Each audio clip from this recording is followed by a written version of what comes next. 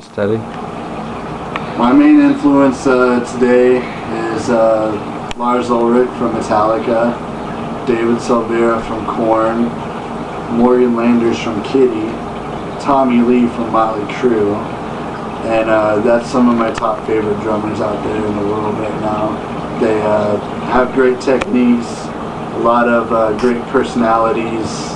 They act just like me and I act just like them, of course, and I don't know, love reading the interviews and just tearing it up with their music. I mean, this is why I do what I do. I mean, I love it inside my heart and soul when I'm playing on a stage and getting, whether it's 5 people, 10,000 people, you know, banging their fists in the air, saying Morbid Serenity, Brandon Gaddy, I mean, whatever it is. I mean, at the end of the day, it speaks for itself. And without those guys, you know, ever hearing a record, you know, it's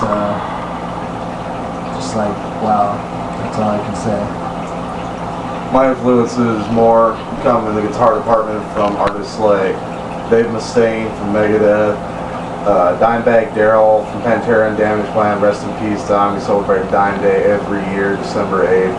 That was a crazy, crazy day. We'll get into that later on this interview. But those two are my top ones for metal style. I also get into some flamenco style acoustic stuff. A lot of my guitar style comes from jazz influences in the rhythm structure and the chord patterns.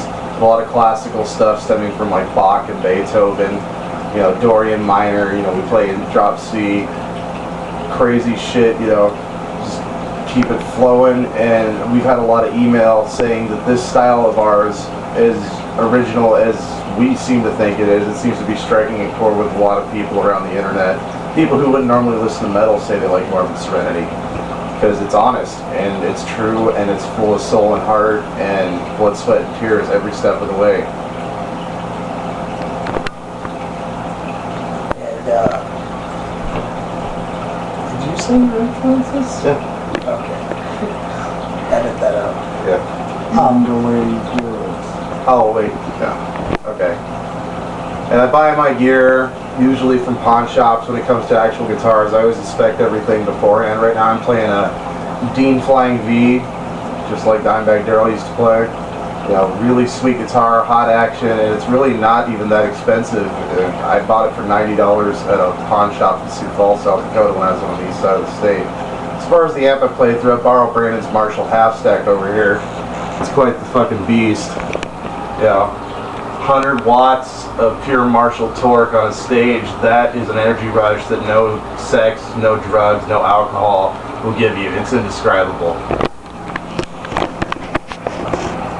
Finally, you know, you guys got a lot of stuff going on here, you know.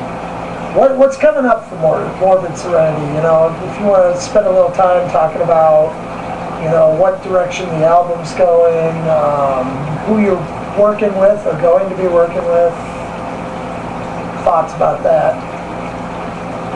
Well, the direction of the album, it's kind of progressive metal is the nature of our music. It's got the aggression level of a full torque, you know, power groove or black metal, death metal type band, but with this overtone of really discordant kind of clean parts intermixed with crunchy, heavy rhythms. And I supply a lot of the riffs in the writing process. Brandon's more of the structure type. He'll give concept ideas and we'll come to a compromise on where it's going. That's usually how we write, and then they usually come out during a jam. You know, he'll be kicking a beat or something. I'll come in with the guitar and just kind of layer something over it. And in a 20-minute jam, we might recycle 3 of the riffs out of the jam that we like the most, kind of build from there from the ground up. It takes on anything from Pink Floyd for psychedelic natures, as you'll hear in like Dark Water and Evans Lane. Those songs, a lot of people have compared to Pink Floyd's style, just chill and groove to that, just in your bedroom. Or even Van Halen from Twister. Van Halen from the Twister soundtrack did something kind of similar to that. So.